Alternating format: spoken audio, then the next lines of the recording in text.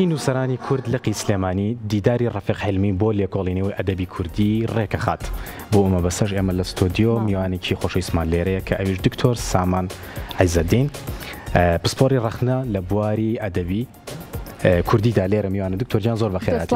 بەخێر بێ سەر چاومان زۆر سپاس بۆ بەخێراتی خۆشین کە ئەم ئێوارەی لەگەڵ ئێمەی دکتۆر زۆر سپاس بۆ ئێوە بۆ دامەزراوەی میدیای کورسات کام دەرفەتی ڕەسان بۆمان دەربارەی دیدارەکە کۆمەڵێک بابەت باس بکەین کە ببێتە مای ئەوەی بەدەنگی زۆرینە بەدەنگێکی زۆرینەی خەڵک ڕەزامەندی پیشان بدەن بەرامبەر بە ڕۆژانی دیدارەکە. بەخێراتی دکتۆر جان ئەگەر بۆە دەست پێ بکەین کە ئامانج لەم دیدارە و ناوەڕۆکی دیدارەکە چیە کە لە زاری تۆ ببیستین؟ بەڵێ لە ڕاستیە ئامانج لەم دیدارە ئەوەیە کە ئێمە ئاشنابین بە لێکۆڵینەوەکانمان لەبارەی ئەدەبی کوردی لە چوار بوارە: بواری ڕخنەی ئەدەبی، توێری ئەدەبی، مێژووی ئەدەبی و ئەدەبی بەراوردکاری. بەو پێی کە ئێمە کللتورێکی زۆرمان هەیە لە ئەدەبیات کۆکراوی چەندین ساڵە ئەکرێت ئێمە لێکۆڵینەوەی چاکیان لەبارەوە ئەنجام بدەین. ئامانجێکی کەشمان ئەوەیە کە ئێمە ئەو هەرێمە کە ئێستا هەرێمی کوردستانە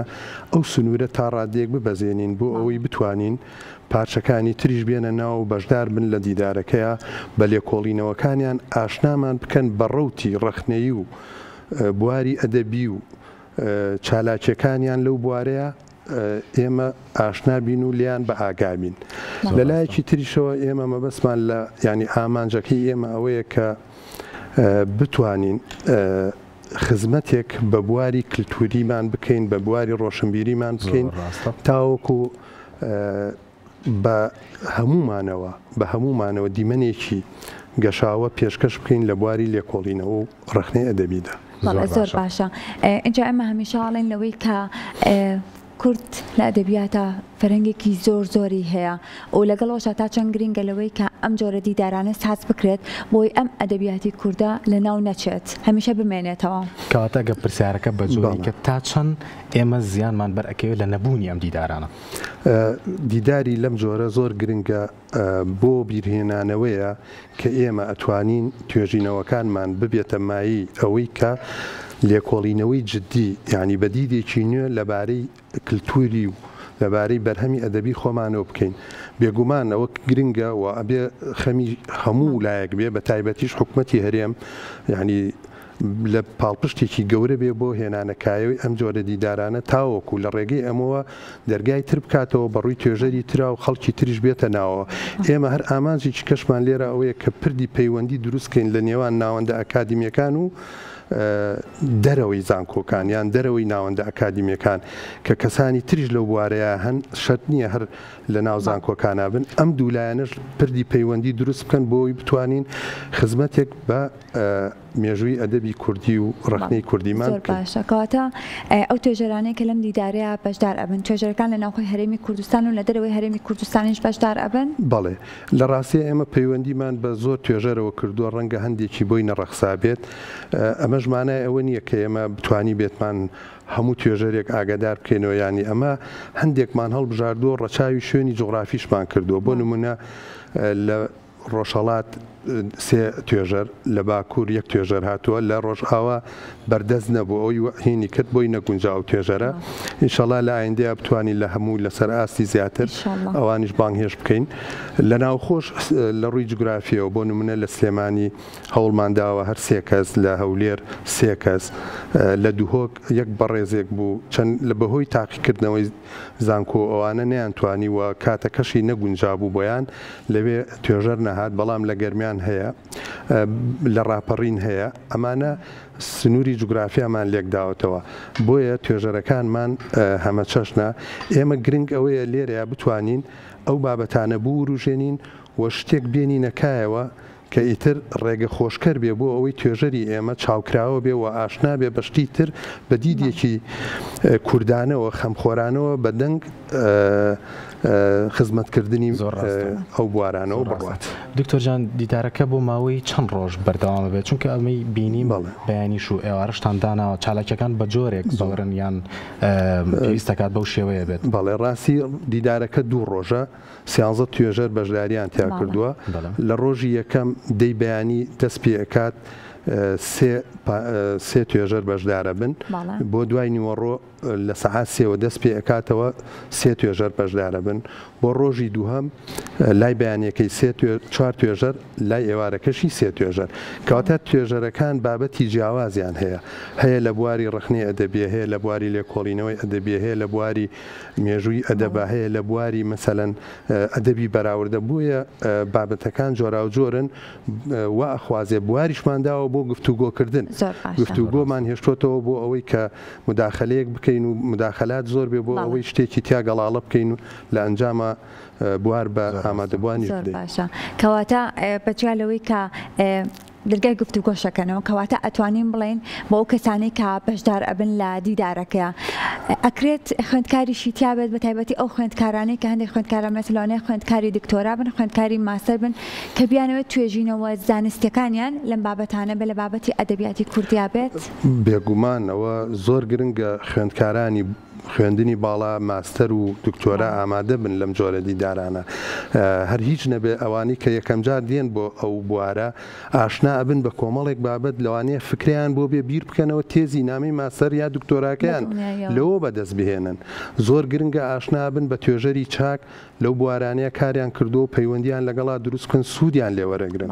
دیارە ئەم توێژەرانە دەرگاکەنەوە بۆ ئەوەی کە ئیتر توێژەری تر و کەسانی تریش پەیوەندی دروست بکەن لەگەڵ خوێندکاران زۆر گرنگە ضرورە لە ئامادە بن ئێمە ئومێد دەکەین زۆرینەی خوێندکارانی ئەو ماستەر و دکتۆرا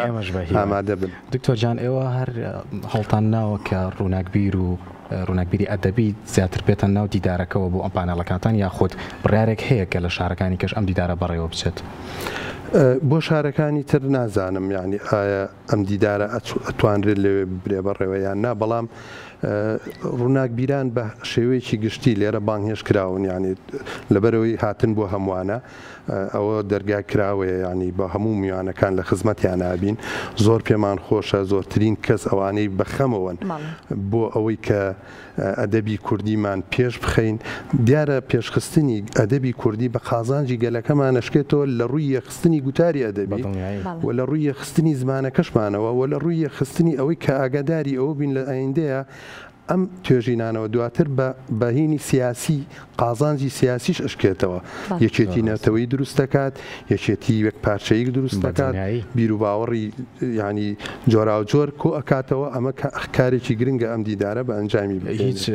کەسێکی تیا کورد نەبن میوانەکانمان نە هەمویان کورد هەمووی کوردە لە بابەتی ئەدەبیشە شارەزای زۆر باشی هەبێت بەڵێ لە بواری ئەدەبیایە هەر بۆیش ینی لێکۆڵینەوەی ڕەفیق حەلمی بۆ لە بواری ئەدەبیایە زۆر باشە هەمیشە باس لەواکەین لەوەی کە ئێمە فەرهەنگێکی زۆرمانێ بەڵام هەندێک جار بە تایبەتی خوێندکارەکانمان ئەڵێ کاتێک کە من ئەمەوێت توێژینەوەیکی زانستی بنووسم کاتێک بە دوای سەرچاوەیە ئەگەڕێم کتێبخانەکانی ئێمە دەوڵەمەند نین هەژارم بۆ سەرچاوە ئەکرێ بڵێن تەکنەلۆژیا هۆکاری ئەم هەژاریە یاخود ئێمە هەندێک جار خۆمان نووسەرەکانمان کەم تەرخەم بوون بۆ ئەوەی کە بتوانین کتێبخانەی کوردی دەوڵەمەند بکەین لە ڕاستیە هەوڵ زۆر دراوە یعنی ئێستا کاری باش کراوە بەڵام وەکو سەرچاوە ئێمە سەرچاوەکان حەزەکەم ئەوە بڵێم مەرج نییە توێژینەوەکان سوود لە سەرچاوی بێگانەوە بگرن ئەنجامی باشی لێ بکەوێتەوە با لاساییکردنەوە نەبێت هەڵقوڵاوی ناو واقعی کوردەواری بێت ئێمە کەرەستەیەکی زۆری جارێ هەر مێژووی کۆنمان هەیە پێویستی بەوە نیە ئێمە سوود لە سەرچاوی بێگانی پێوەەر بگرین ئەنی میتۆدێکی بێگانە بێنین بە زۆر بیسەپێنین بەسەر دەقی ئەدەبی خۆمانە ئەنی ئەکرێ ئێمە تێڕوانینی ڕخنەوی خۆمان هەڵهێنجێنین تێڕوانینی توێری ئەدەبیمان لەو کولتورەی بۆمان هێنا ماوەتەوە ئێستا بۆ نمونە ینی کار زۆر کراوە لە بواری لێکۆڵینەوەی سەرچاوە چ بە وەرگێڕان بێ چ بە هین ڕەنگە لە چاو گەلانی تر ئێمە کەم بین ئەگینا بە نسبەت ئەوەی خۆمانەوە باشە خراپ نییە بەڵام لە ئەسی تمۆحیشانە ئەخوازین زیاتر بێت و توێژەرانی ئێمە پشتیوانی مادی و معنەوی بکرێن بۆەوەی داوایان لێ بکرێت یعنی دەستگاکان پارە سەرفکەن بۆ ئەوەی کەسانی باش هەڵبژێرن بۆ وەرگێڕانی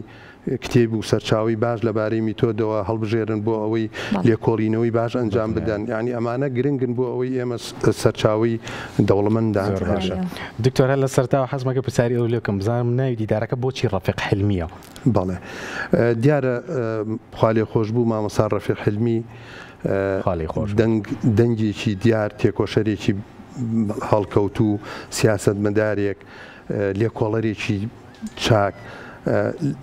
لە مێژووی ژیانی خۆیان جێگەی دەستی دیارە ئێمە بۆ ڕێزلێنان لەو ناوە گەورەیە ئەومان دیاری کرد بۆ ئەوەی ناونیشانی یعنی با بڵین دیدارەکە بە ناوی ئەوە بێ بۆی ئەم دیدارە لێکۆڵینەوەکانی لەبارەی ئەوە نییە یعنی هەر بەس ناونیشانەکەمان هەڵبژاردووە بۆ ڕێزلێنانێک بۆ ئەو ناوە بۆی بێتەوە بیرهێنان چکم مامۆستا ڕەفیق حلمی لە چلەکان و لە پەنجاکانە دوو کتێبی چاپ کردووە شعر و ئەدەبیاتی کوردی لێکۆڵینەوەی لەسەر شاعیرانی کۆن و شاعیرانی نوێ بەڕاستی یعنی بۆ ئەو سەردەمە بە ئێستاشەوە سەرچاوێکی گرنگە ئێمە سوودی لێوەرەگرین تێڕوانینەکانی مایە ئەوەیە کە ئێستا ئێمە پێ ئەچینەوە تێڕوانینێکی زۆر گرنگ تەنانەت هەندێ لەو شاعیرانە لە سەردەمی خۆشی ژیاون زۆر بە زانستانە ڕێی خۆی لەبارەیانەوە دەربڕی زۆر باشە لە دوای ئەم دیدارە پلان هەیە بۆ بەڕەوە چوونی دیداری دیکە چ لە ناو کەمپی زانکۆیە بەتیاخۆ لە دەرەوە دیداری دیکە هەیە کە ئەنجام بدەن لە بواری وڵای ئێمە وەکو نووسەران و وەکو مامۆستایانی زانکۆ هەمیشە یعنی ئاواتە خوازین کە ئەگەر داوا بکرێت ینی ئێستا ئێمە زۆر سوپاسی کاکتۆر شێرکۆکەین وەکوی چێتی نووسەران لەگەڵ ستافە بەڕێزەکەی دەستەی کارگەڕی ئەوان کە داوایان لە ئێمە کرد ئێمە ژۆکوی ئەندام لە نووسەرانی سلێمانی ئەم دیدارەمان ڕێخست و زۆریش ماندوو بوون ئەوان پێوەی بەڕاستی کاکتۆر شێرکۆ هەرکێکی زۆری کێشە تاوەکو ئەمەی هین کرد ئێمە زۆر خۆشحاڵە بین و ئومێ دەکەین هەمیشە لەم جۆرە کارانە بکرێت بۆ ئەوەی زیاتر خزمەت بە بواری کللتوری و ڕۆشنبیری و بواری ئەدەبیاتی کوردی ئەم دیداری ڕەفیق حلمی بۆ لێکۆڵینەوەی ئەدەبی لە ڕۆژانی شەمە و یەکشەمە بەڕێوە ئەچێت با خۆشحاڵیەوە با سپۆنسەری میدیایی دەستگای میدیایی کورسات ئەم دیدارە بەڕێوە ئەچێت و هیوادارم بتوانن دیدارەکە سوودی هەبێت و توێژەران بتوان هەموو بابەتەکانیان بە شێوازێکی زۆر باش پێشکەش بکەن زۆر سپاس بۆ ئامادەبوونە بەخێر بێ سەرچاومان بەخێر بێ زۆر سپاس.